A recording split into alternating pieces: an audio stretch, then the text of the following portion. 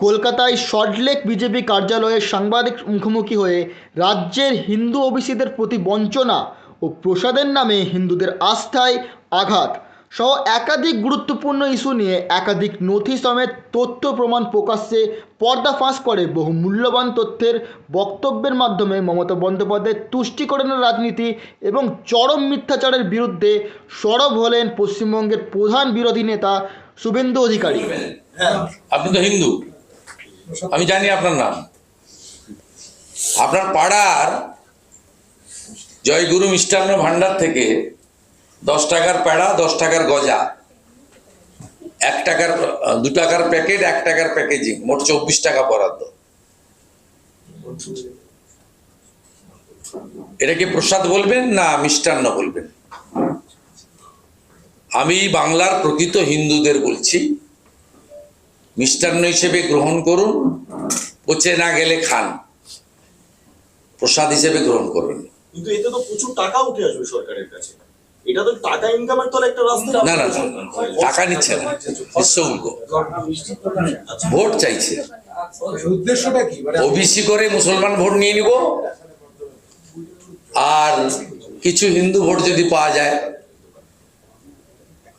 গজার পেড়া খাইয়ে যদি কিছু হিন্দু ভোট পাওয়া যায়। আপনার বাড়ির ছেলেটা চাকরি পাচ্ছে না, ধুলিয়ান, শামশেরগঞ্জ, মোথাবাড়ি আপনি দেখেছেন, আপনি ওবিসি রিজার্ভেশন দেখছেন, আপনি দেখছেন আপনার হোলিতে রং দেওয়াতে আপত্তি, আপনি দীপাবলিতে কি করবেন, আলো জ্বালাবেন কিনা, বাজি ফাটাবেন কিনা, কি ধরনের বাজি ফাটাতে পারবেন বলে দিচ্ছে, সরস্বতী পুজো করতে পারবেন কিনা, ঠাকুর করলে রাত্রিবেলা পাহারা দিতে হবে প্যান্ডেলে, পুলিশ দায়িত্ব নেবে না, রামনবমীর কোন রুট দিয়ে যাবেন, কত সংখ্যা হবে, কি কি ব্যবহার করতে পারবেন, সব হবে। কিন্তু অ্যানিমেল হাজবেন্ডারি দপ্তরের যে অর্ডার, সেটা কার্যকর হবে না। পুলিশকে দেখেছেন কোথাও?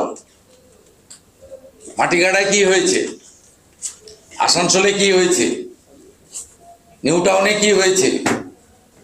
আজকে আমার এলাকায় সকালবেলা নন্দীগ্রামে পাবলিক কি করেছে খবর নেন। এক যাত্রায় পৃথক ফল হতে পারে না। চোখ বন্ধ করে থেকে আপনি যে কাজ আপনি এবং আপনার পুলিশ করছেন, আমার মাথায় হেলমেট না থাকলে আমাকেও যেমন ফাইন দিতে হবে, হেলমেট না থাকলে অন্যদের মাথায়ও, একমাত্র শিখ কমিউনিটি থাকা ছাড়া তাদের আইনে ছাড় আছে, অন্য সকলকে কিন্তু ফাইন দিতে হবে। পশ্চিমবঙ্গে যা করছেন এটা হিন্দুদের উপরে অত্যাচার ছাড়া অন্য কিছু নয়। কোন থেকে এই টাকা অ্যালট করা হচ্ছে?